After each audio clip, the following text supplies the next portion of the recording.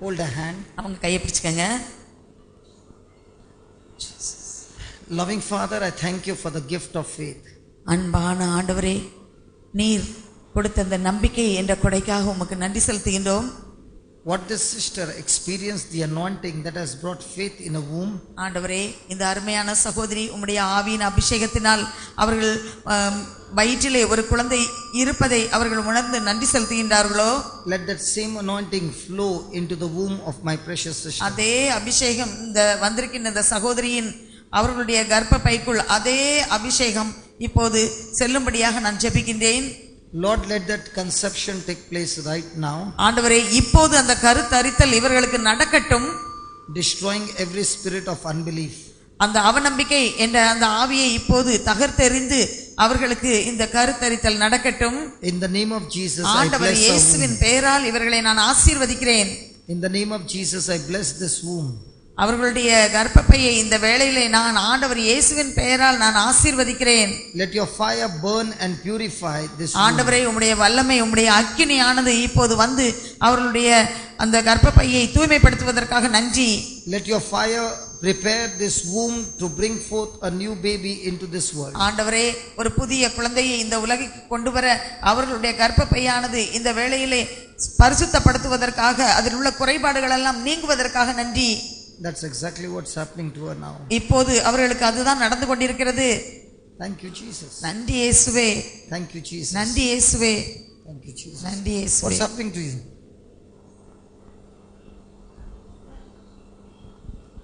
இப்போ எனக்கு நம்பிக்கை வந்திருக்கு. நான் இங்கே வரும்போது கூட நல்ல நற்செய்தி கேட்கணும்னு மட்டும்தான் வந்தேன். நான் குழந்தை கிடைக்கணும் அப்படின்னு யோசிச்சுட்டு நான் வரல. எங்கள் ஹஸ்பண்ட் அந்த நம்பிக்கையோடு வந்தாங்க.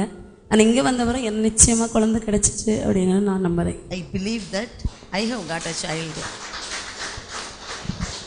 Now, both you wonderful couples of faith, all this time you were praying to God, but you were asking God to give you a baby.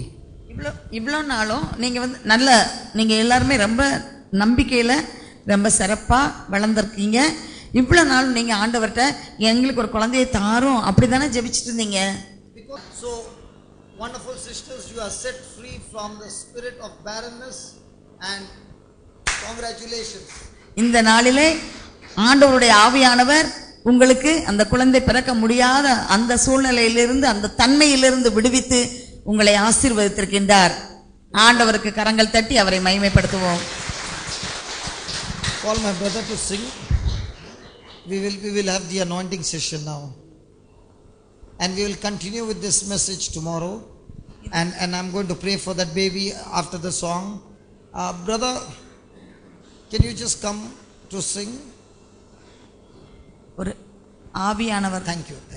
இப்போது நாம் ஆவியானவருடைய அபிஷேகத்திற்குள் நாம் செல்ல போகின்றோம்.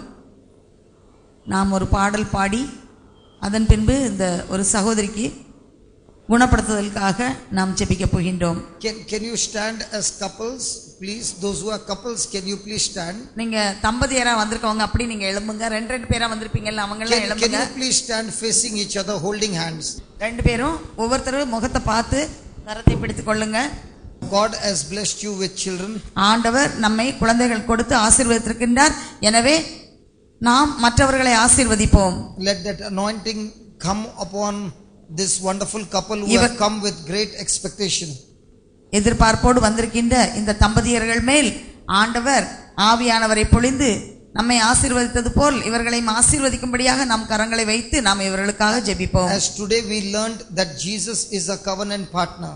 இன்று நாம் கற்றுக்கொண்டோம் ஆண்டவர் இயேசு உடன்படிக்கையில் நம்மோடு ஒரு பங்காளியாக இருக்கின்றார் என்று. Please, as you are standing there, believe that Jesus has one arm on you and one on your spouse, because he is also a covenant partner with you. நீங்க இப்படி நிக்கும்போது நீங்க நம்புங்க, ஆண்டவர் இயேசு உடன்படிக்கையின் பங்காளராக உங்கள் மனைவியுடைய கையை பிடித்துக்கொண்டு உங்கள் நடுவிலே அவரும் வந்திருக்கின்றார், உங்களோடு அவர் நிற்கின்றார் என்பதை உணருங்கள். Believe that he is holding you and touching you. இப்போது ஆண்டவர் இயேசு உங்களை தொட்டு கொண்டிருக்கின்றார், உங்களை பிடித்து கொண்டிருக்கின்றார் என்பதை நீங்கள் உணருங்கள். Do not worry, Jesus is quick to forgive you. நீங்கள் கவலைப்பட வேண்டாம். ஆண்டவர் இயேசு நீங்கள் எப்போது ஆண்டவரே என்னை மன்னியும் என்று கேட்ட மாத்திரத்தில் அவர் உங்களை மன்னிப்பார்.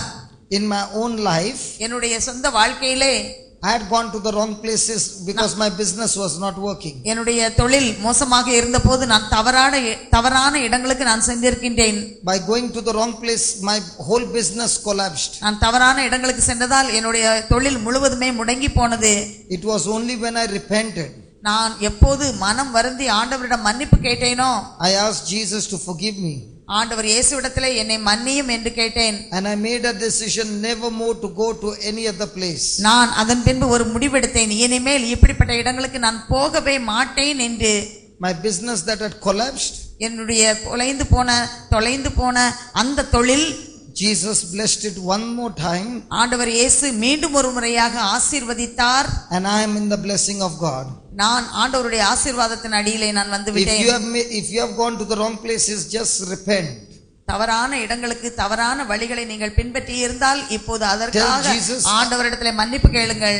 Tell Jesus, I'm sorry. ஆண்டவர் இயேசுவிடத்திலே சொல்லுங்கள், அப்பா இயேசுவே, நான் தவறு செய்தேன், என்னை மன்னியும். I will never go away from you. நான் உம்மை விட்டு இனிமேல் எங்கும் செல்ல மாட்டேன். Please forgive me, Jesus. என்னை தயவு செய்து இந்த முறை என்னை மன்னியுங்கள்.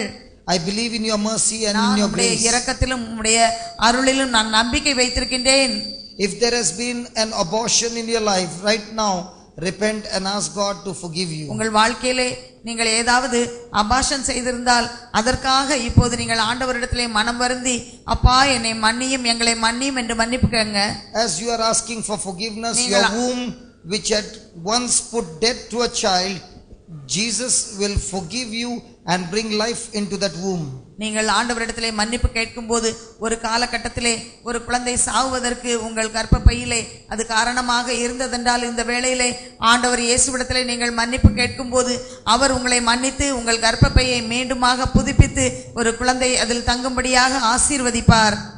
If you have been having any physical wrong relationship with somebody else other than your spouse, ask God to forgive you. நீங்கள் உங்கள் வாழ்க்கை துணையை தவிர வேறு யாருடனாவது தவறாத உறவு வைத்திருந்தீர்கள் என்றால் இப்போது ஆண்டவரிடத்திலே அதை நீங்கள் அறிக்கையிட்டு, இயேசுவே என்னை மன்னியும் என்று நீங்கள் கேளுங்கள். That sexual wrong relationship is a big block for you to receive the blessing. தவறான அத்தகைய உறவுகள் நீங்கள் ஆண்டவரிடமிருந்து ஆசீரை பெற்றுக்கொள்வதற்கு தடையாக இருக்கும். எனவே மன்னிப்பு கேளுங்கள்.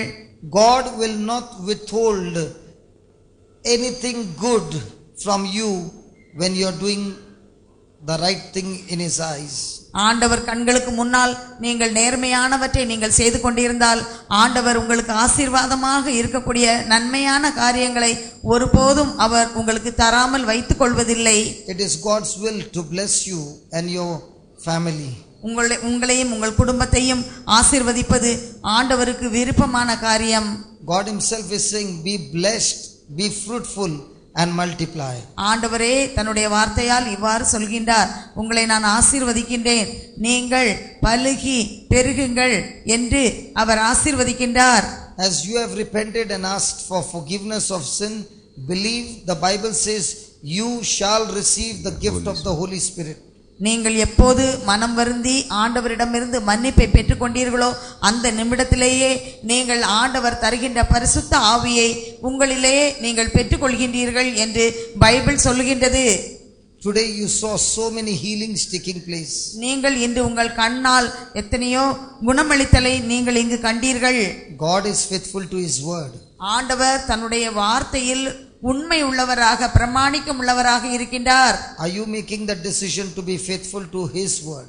நீங்கள் ஆண்டவருடைய வார்த்தைக்கு நான் உண்மை உள்ளவளாக இருப்பேன் என்று முடிவு செய்திருக்கின்றீர்களா? வாரும் தூய ஆவியே, வல்லமையின் ஆவியே, வாரும் தூய ஆவியே, வல்லமையின் ஆவியே, அக்கினியால் எம்மை அபிஷேகம் செய்யுமே, அக்கினியால் எம்மை அபிஷேகம் செய்யுமே, வாரும் தூய ஆவியே, வல்லமையின் ஆவியே, வாரும் தூய நீங்களும் பாடலாம். வல்லமையினாவியே மீண்டும் வாரும் தூய ஆவியே, வல்லமையினாவியே சேர்ந்து வாரும் தூய ஆவியே, வல்லமையினாவியே மீண்டும் வாரும் தூய திரும்பி வல்லமையினாவியே வாரும் தூய ஆவியானவரே வாரும் அனல் மூட்டும் அபிஷேகம் செய்யும் ஆவியே வாரும் தூய ஆவியே, வல்லமையினாவியே வாரும் தூய எல்லாம் வாய் திறந்து பாடுங்க, வாய் திறந்து பாடுங்க, வாய் திறந்து பாடுங்க.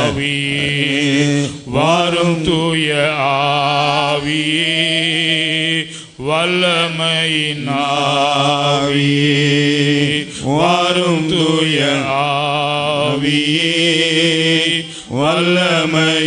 வல்லமையினாவியே அக்கினியால் எம்மை அபிஷேகம் செய்யுமே, அக்கினியால் எம்மை அபிஷேகம் செய்யுமே மீண்டும் அக்கினியால் அந்த அக்கினி இறங்கட்டும், அக்கினி இறங்கட்டும், அபிஷேகம் இறங்கட்டும் செய்யுமே சேர்ந்து அக்கினியால் எல்லாரும் எல்லாரும் அந்த அக்கினி தேவ அக்கினி பரிசுத்த ஆவி என்ற அக்கினி பரிசுத்த ஆவி என்ற நெருப்பு அக்கினியால் எம்மை அபிஷேகம் செய்யுமே, அக்கினியால் எம்மை அபிஷேகம் செய்யுமே வாரும் தூய எல்லாரும் எல்லாரும் எல்லாரும் ஆவி எங்குள்ளவங்க விடுதலை உண்டு.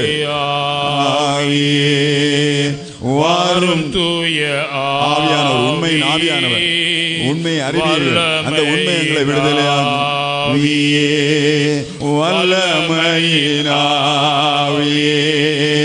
வாரும் தூய ஆவியே, வல்லமையினாவியே